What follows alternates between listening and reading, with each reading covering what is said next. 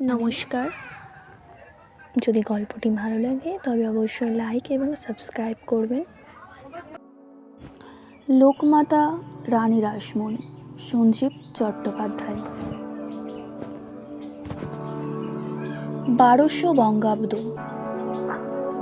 11ই আশ্বিন, বুধবার সকালে হালি শহরে মাহিষ্য বংশে রাসমণির জন্ম। দরিদ্রের কন্যা, পিতা স্থানীয়ভাবে পরিচিত ছিলেন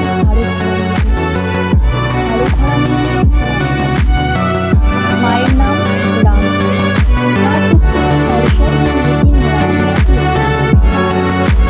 পরে হবে আর গ্রামবাসীরা দুটো নাম একত্রিত করে বলতে লাগলেন রানী রাসমণি। একদিন যে সত্যি তিনি রানী বাংলার রানী রাসমণি দুজনের ইংরেজ শাসকদের তার হরেকৃষ্ণ সামান্য লেখাপড়া মেয়েকেও শিখিয়েছিলেন। যে পল্লীতে তিনি বাস করতেন একমাত্র তারই বাড়িতে রাতে রামায়ণ মহাভারত করুণাদি পাঠ করা হতো। গ্রামবাসীরা লণ্ঠন হাতে শুনতে আসতেন। সে এক অপূর্ব দৃশ্য। বালিকা রাসমণি অবাক হয়ে দেখতেন অন্ধকার পথে আলোর সারি মাঠ পেরিয়ে যেন বাতাসে ভাসতে ভাসতে চলে যাচ্ছে দূরে থেকে দূরে। আলো হাতে এসেছিল দেখতে, এখন ফিরে যাচ্ছে সব মানুষের ভিতরেই যেন দুটো মুখ থাকে, মামলা, মোকদ্দমা, দলাদলি, মারামারি, অভাব, অসুখ সবই আছে, কিন্তু রাতের আলো অতীতের পথ চিনে নেওয়া কিছু মহাভারতের ভাগবতের শ্রীকৃষ্ণ, রামায়ণের রাম, লক্ষ্মণ সীতা সবাই আছে চিরকাল থামে। রাসমণির বালিকা হৃদয়ে একটা সুন্দর ভাব আসে, ভীষণ একটা বৈষ্ণব পরিবার, গলায় তুলসী মালা, এই তিলক আঁকার সকলকে কিছু শোনাচ্ছে তা জান। এই যে ধর্ম, রাসমণি কবি নিষ্ঠার সঙ্গে নাকে কপালে বাহুতে সুন্দরীকে আরো রাসমণির মা বেশি দিন বাঁচেন। রাসমণি 7 বছরে বাড়িয়ে দেখলেন মাত্র 8 দিনের জ্বরে পরলোকে চলে গেলেন। রাসমণির বয়স হলো 11 বছর, চোখে পড়ার মতো সে সময় কলকাতায় অনেক একদিকে জোড়াসাঁকো, অন্যদিকে জানবাজার, মাঝখানে মানিকতলা। জোড়াসাঁকো ঠাকুর বাড়িতে দ্বারকানাথ, মানিকতলায় রাজারাম, সংস্কৃত কলেজে ঈশ্বরচন্দ্র বিদ্যাসাগর, শিমুলিয়ার দত্তবংশ, যেখানে আসবেন স্বামী বিবেকানন্দ। বিদেশিরাও এসে গেছে। ডেভিড ঘড়ির ব্যবসা বন্ধ করে শিক্ষার প্রসারে আত্মনিয়োগ করেছেন। আলেকজান্ডার ডাভ সাহেব খ্রিস্ট ধর্মের প্রচারে উদ্যোগী। জোড়াসাঁকো ঠাকুর বাড়িতে দেবেন্দ্রনাথ বড় হচ্ছেন। ব্রাহ্ম সমাজের দরজা এবার খুলবে। বাঙালি জাগরণের কাল ধর্মে, সাহিত্যে, সংস্কৃতিতে, বাঙালির ব্যবসাতেও নেমেছে। লক্ষ্মী লাভের সুযোগ এসেছে। সমুদ্র ব্যবসা, স্বদেশ বিদেশে বিপুল বাণিজ্য। কলকাতার জানবাজার।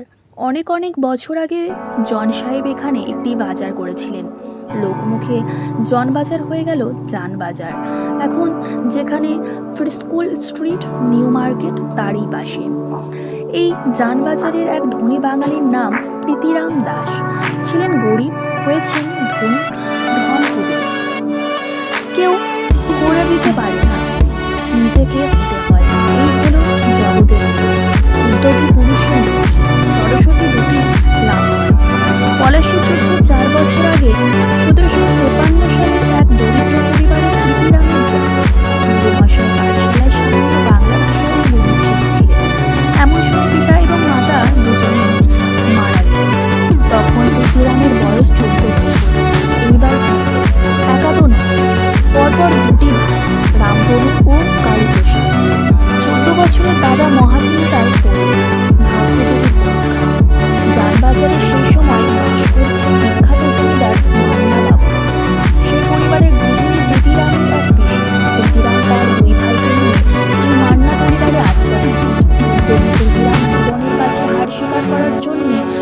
জন্মায় ইতিহাসের উপাদান।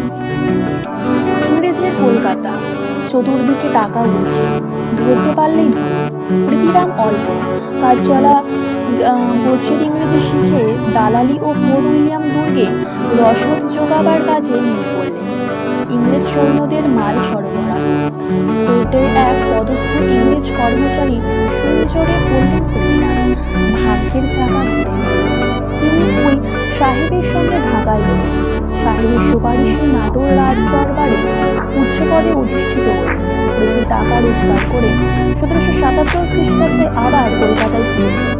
তখন তার বয়স 19। যুবক প্রীতিরাম যথেষ্ট বিত্তশালী, আশ্রয়দাতা।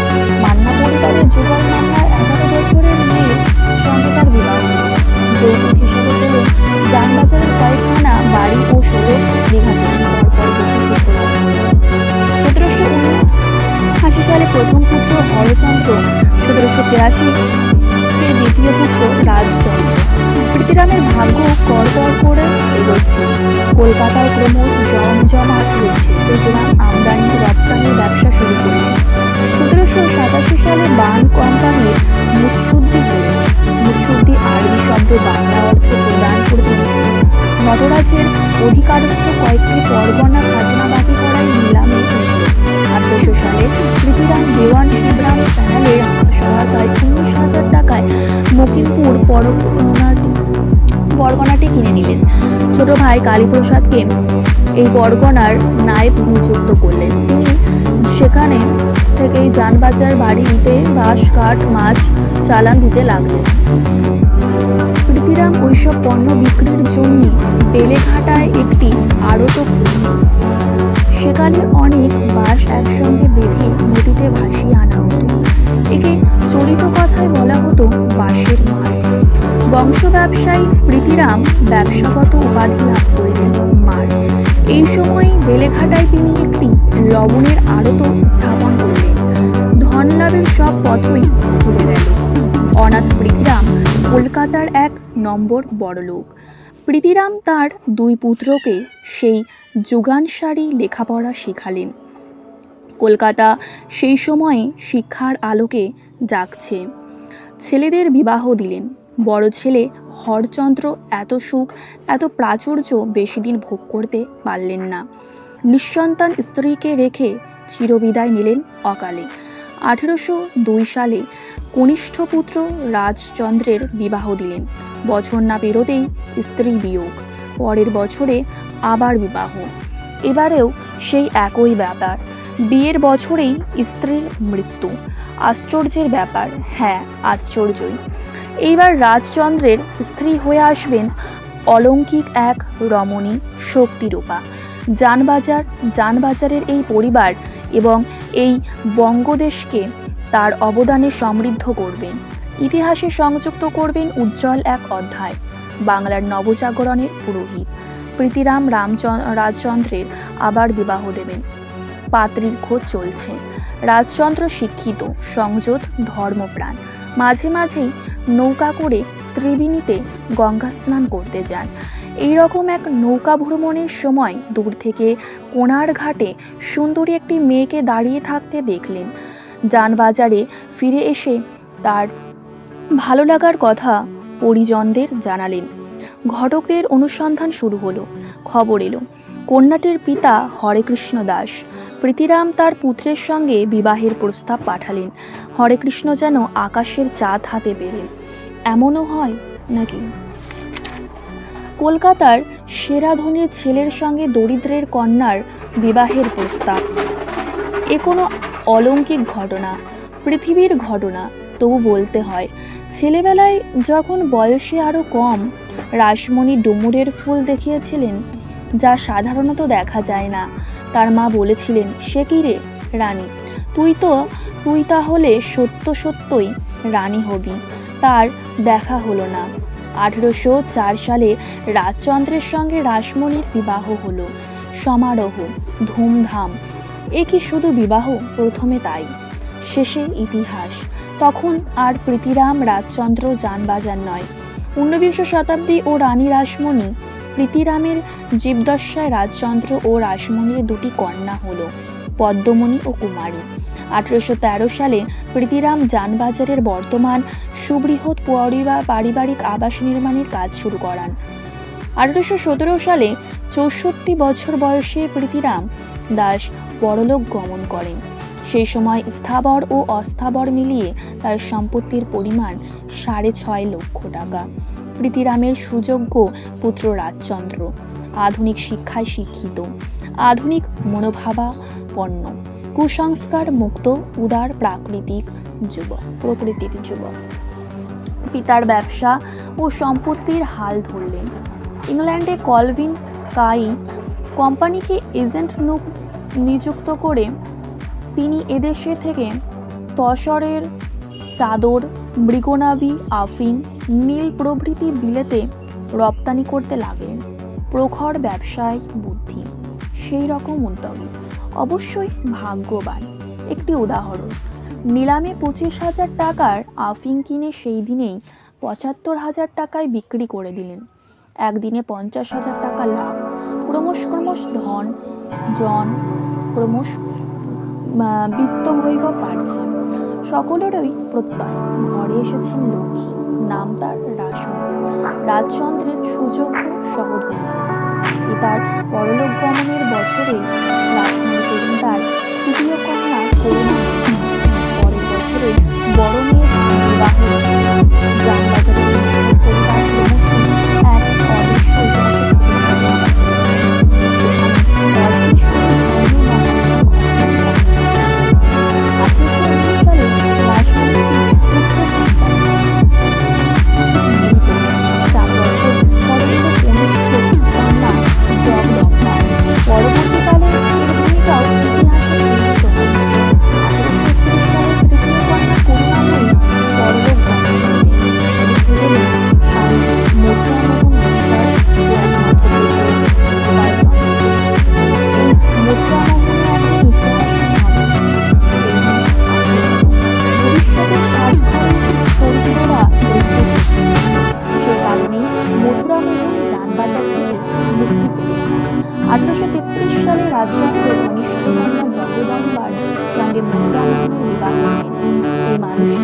নব্য বাংলার আলোকপ্রাপ্ত এক চরিত্র।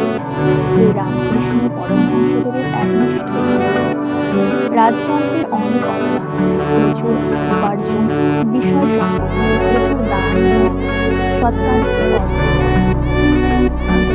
তিনি 10-12 জন ছাত্রের সমস্ত খরচ চালাতেন। তার দাম্পত্য জীবন এসেছিল স্বর্গের সুখ, শান্তি ও পবিত্রতা। স্ত্রীর অনুরোধে কলকাতার গঙ্গায় নির্মাণ করে দিলেন সুন্দর এক স্নান, যা আজ বাবুঘাট নামে বিখ্যাত। 2 বছরের মধ্যে তিনি তৈরি করে দিলেন ঘাটে যাওয়ার সুন্দর একটি রাস্তা। পরপর হতে লাগলো আরো জনহিতকর কাজ। বেলেঘাটার খাল খনন, নিমতলার পুরনো ঘাট ও মুমূর্ষু নিবাস নির্মাণ, আহিরি টোলার ঘাট তৈরি, মেঘকাপ হলে অর্থ সাহায্য, গোপালের পুকুর, দুর্ভিক্ষ ভান্ডারের দান ইত্যাদি জনহিতকর কাজের জন্য কোম্পানি 1833 সালে রাজচন্দ্রকে রায় উপাধি দেন। কিন্তু আর মাত্র 3 বছর এই ব্রতধারী কর্মময় বরেণ্য সমাজসেবী মানুষকে পৃথিবীকে বিদায় জানাবে 1836 সালে মাত্র 53 বছর বয়সে। আর ওই বছরই কামারপুকুরে এলেন গদাধর চট্টোপাধ্যায়, পরমহংস রামকৃষ্ণ। এবার প্রকাশিত হলো রাসমণির শুধু জানবাজারে নয়, সমস্ত বঙ্গে শুরু হলো রাসমণির যুগ। পারলৌকিক শ্রাদ্ধে খরচ করলে 55,000 টাকা। তারপর বিপুল সম্পত্তির দায়িত্ব ভার তুলে দিলেন অনেকের তিনি কি পারবেন দেশের বিভিন্ন প্রান্তে ছড়িয়ে থাকা জমিদারি রক্ষণাবেক্ষণ? একদিকে দুষ্ট জমিদারদের অভাব নেই, তাদের দল চোর ডাকাত, অত্যাচারী ইংরেজ নীলকরেরা। সমাজের অজস্র সমস্যা, কৃষকদের শোচনীয় দারিদ্র্য, দুর্ভিক্ষ, মহামারী, বন্যা, বিপন্ন বাঙালি, নারী নারীদের অবস্থা আরো শোচনীয়। পুরুষ শাসিত সমাজে তারা অর্ধমৃত, বাল্যবিবাহ, বিধবা, সতীদাহ। রাসমণির বিচক্ষণতা, ক্ষাত্র তেজ, দুর্দান্ত সাহস, কূটনৈতিক বুদ্ধি, অচিন্ত্য ঝোলসুল রাজযন্ত্র তার বিচিত্র বন্ধুত্বী দ্বারকানাথকে তার বিশেষ প্রয়োজন দুর্লক্ষ টাকা দ্বারকানাথ সেই ধার ব্যক্তিত্ব দ্বারকানাথ রানীর কাছে নানা কথার পর বললে, তোমার এখন একজন ম্যানেজারের পর্দার আড়ালে বসে রানী নাম আপনি দ্বারকানাথের সঙ্গে রাখলে ভালো হয়, কিন্তু তেমন বিশ্বাসী মানুষ দ্বারকানাথ এমন হলে আমি তো আছি।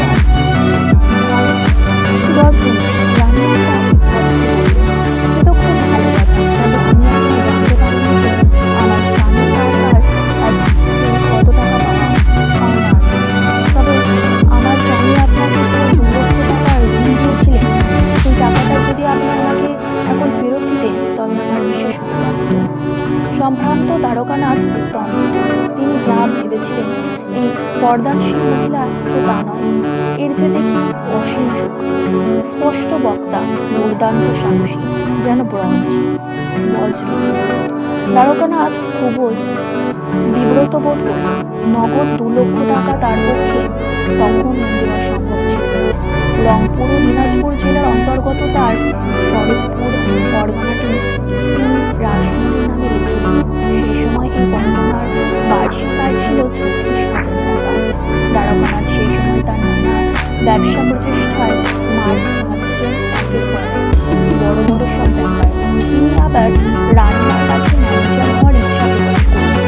রাসমণি জামাতা মহিলা মিলনের মাধ্যমে জানালেন, আমি এক সামান্য বিধবা, আমার এই সামান্য বিষয় সম্পর্কে আপনার মতো যোগ্য সম্ভ্রান্ত ব্যক্তিকে তত্ত্বাবধান করতে বলাটা আমার পক্ষে আমার পুত্রস্থানীয় ভাবে উত্তরাধিকারী জামাতারই এই কাজ পায়। দ্বারকানাথ পরে স্বীকার করেছিলেন, উত্তম বুঝলেন তিনি রানী সামান্য স্ত্রী। সেকালের জমিদারদের খুব সুনাম ছিল, নানা কায়দায় সম্পত্তি বাঁধত, নৃশংস পদ্ধতিতে খাজনা উসুল নিত। রানীমার জমিদারির মাধ্যমে তালুকের নাম ছিল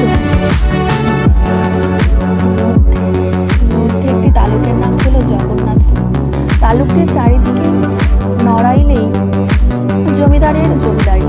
সেই সময় নড়াইলের জমিদার রামরতন রায় তার প্রবল ইচ্ছা রাসমণির এই তালুকটি তিনি গ্রাস করবেন। তার সুপরিকল্পিত অত্যাচারে জগন্নাথপুরের প্রজারা অধিষ্ঠ। লুটপাট, গৃহদাহ, নরহত্যা, আতঙ্ক সৃষ্টি করে রাসমণির ওই তালুকের প্রজাদের নিজের বশে আনার চেষ্টা। রানীর প্রচন্ড প্রতাপের কাছে তার হার স্বীকার করতে হল। প্রজাদের উপর অত্যাচার রানী সহ করতে পারবেন কি করে? তিনি যে তাদের মা, তার আদেশে মহাবীর নামে এক সর্দারের নেতৃত্বে একদল লাঠিয়াল এলো জগন্নাথপুরে প্রজাদের রক্ষার জন্যে। মহাবীর মথুর বাবুর অত্যন্ত প্রিয় লাঠিয়াল, গম্ভীর প্রকৃতির, শক্তিশালী সদাশয়। মহাবীরের আগমনে রামতরণের লেঠেরা প্রথমে একটু পিছিয়ে গেলেও পেছন থেকে অতর্কিত ছুরি চালিয়ে মহাবীরকে হত্যা করল। রামরতন অনুমান করতে পারেনি জানবাজারে রানীর শক্তি ও দৃঢ়তা কতটা। মহাবীরের হত্যার প্রতিশোধ নিতে হবে। 24 পরগনা, বর্ধমান, হুগলি ও অন্যান্য জায়গা থেকে রান্না বেঁচে গেছে লাঠিয়াল, তাল, সরওয়ালা প্রভৃতি সংগ্রহ করে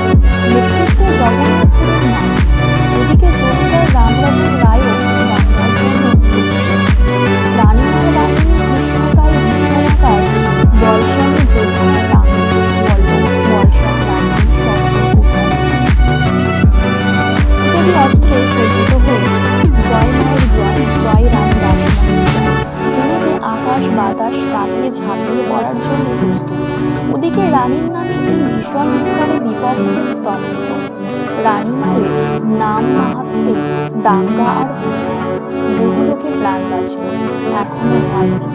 রামরতনের এখনো কিছু পাওয়া বাকি আছে। রানীমা প্রতাপশালী এই জমিদারদের বিরুদ্ধে আদালতে মামলা রুজু করল। হার হলো রামরতন। প্রজারা সুরক্ষিত হলেন। তার জমিদারি মুখী পরগনা নীলকর সাহেবদের অকথ্য অত্যাচার শুরু হল। অভাবনীয় অত্যাচারে পল্লী জীবন ছাড়ল। চাষের জমিতে ধানের পরিবর্তে গায়ের জোরে মিল বুনতে বাধ্য করা। ইংরেজের আদালতে ইংরেজদের 7 খুন মাপ। মুখে সবচেয়ে অত্যাচারী নীলকরের নাম ডোনাল্ড। একে করার দায়ওয়ালা রানী। আদালত কিছু করবে না। রানীমার লাঠিওয়ালা এসে ডোনাল্ডকে পিছিয়ে আদমারা করে দিল। সাহেবরা আদালতের সুবিধে করতে পারল। মামলা খারিজ হয়ে গেল। রানীমা তার এলাকা থেকে সব নীলকরদের দূর দূর করে তাড়িয়ে দিল। কর্মচারীদের আদেশ দিল, কোনো চাষি যেন কোনো কারণে কোনো সাহেবের কাছে জমি দিতে না পারে।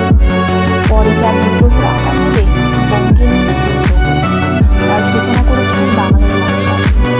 ইংরেজ শাসকদের বিরুদ্ধে তার মমতার আইন। প্রজাস্ত বিরোধী কিছু বললেই প্রজারা দেখবে রানী তাদের পাশে দাঁড়িয়ে রক্ষা দেবে। গঙ্গায় জেলারা মাছ ধরতে চাইলে জলকর দিতে হবে। দরিদ্র মৎস্যজীবীরা প্রতিকারের জন্য শহরের গণ্যমান্য ব্যক্তিদের সাহায্য চাইল। এদের মধ্যে ছিলেন রাজা রাধাকান্ত দেব বাহন। কিন্তু প্রবল প্রতাপ ইংরেজ সরকারকে খাটাবার সাহস করা কারো হল না। তখন তারা ভাবলেন এই বিপদে আমাদের একজনই আছেন, রানীমা। এবার আর লাঠি নয়, বুদ্ধি। রানীমা সরকারের কাছ থেকে ছেলেরা গঙ্গার যে অংশে মাছ ধরে, অর্থাৎ হাওড়ার ঘুষুরি থেকে মেটিয়াবুরুজ পর্যন্ত 10,000 টাকা ইজারা নিল। ইংরেজ সরকার টাকা ছাড়া আর কিছু বোঝে না। রানী রাসমণি টাকা দিয়েছেন, গঙ্গা লিজ মঞ্জুর। এইবার আসল খেলা। রানীমা তার কর্মচারীদের আদেশ দিলেন, লেজে নেওয়া গঙ্গার অংশটা এপাশে ওপাশে লোহার মোটা চেন দিয়ে ঘিরে দাও। ওই অংশটুকু আমার। গঙ্গাবধনে সরকারের টনক নড়ল। জাহাজ নৌকা চলাচল বন্ধ। রানীমার কৃপায় জেলেরা মনের আনন্দে মাছ ধরেছেন। সরকারের দপ্তর থেকে নোটিশ দিল, জলপথ কেন বন্ধ করা হয়েছে? কারণ ব্যবসায় মাল চলাচলের অসুবিধা করে বাণিজ্যিক ক্ষতিসাধন করা অপরাধ বলে গণ্য করে গেল। রানীমার লড়াই করেছেন ইংরেজ সরকারের সাথে। বুদ্ধির ব্যাস। নোটিশ পেয়ে গঙ্গার সরকারকে জানাই, আমি গঙ্গা জানাই। অতএব আইনত আমি ওই পথ বন্ধ করতে পারি। আমার প্রজাদের অসুবিধা হচ্ছে। এই অংশে অনবরত জাহাজ চলাচল করলে এবং কলকাতা বন্দরে জাহাজের ভারী করে এখানে গঙ্গার জাহাজের শব্দে মাছ ধরে। প্রজাদের এই ক্ষতি এড়াবার জন্যই আমি এখানে জাহাজ আসতে দিতে পারি। এই অকাট্য যুক্তির কোনো উত্তর সরকারের মাথা থেকে দিল না। তখন আপোষ। রানীমা বলল, গঙ্গা জমা নেওয়ার ইচ্ছা আমার আদৌ নেই। আমি শুধু গরিব ছেলেদের মুখ ছেড়ে জমা নিলাম, কোনো কর ছাড়াই তাদের মাছ ধরতে দিলাম। সরকার যদি আগেকার মতো কর ছাড়াই আবার ছেলেদের মাছ ধরতে দেন, তাহলে আমি কর তুলে দিতে রাজি আছি। এতে করে সরকার জল কর তুলে দিতে বাধ্য হল। রানীমার লেজের পুরো টাকা ফিরে দিল। গঙ্গার বন্ধন মুক্ত হল। জেলেরা পেলেন করমুক্ত মাছ ধরার অধিকার। আজও যা বলা হচ্ছে। সারা বাংলায় রানীমার নামে সকলের মুখে মুখে ধন্য রানী রাসমণি।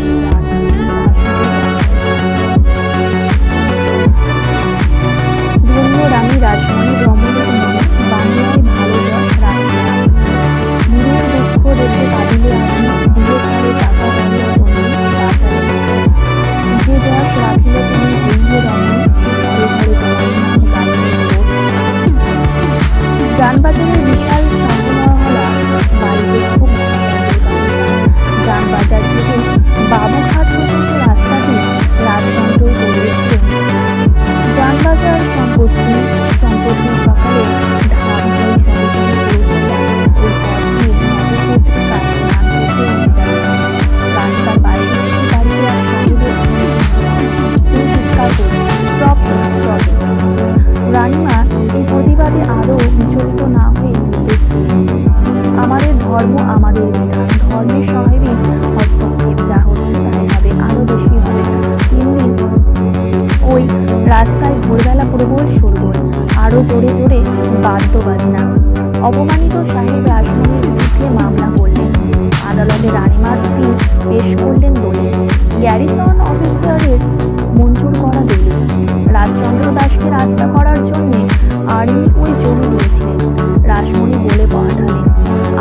পাশের রাস্তা, আমার যা ইচ্ছা আমি তাই করব।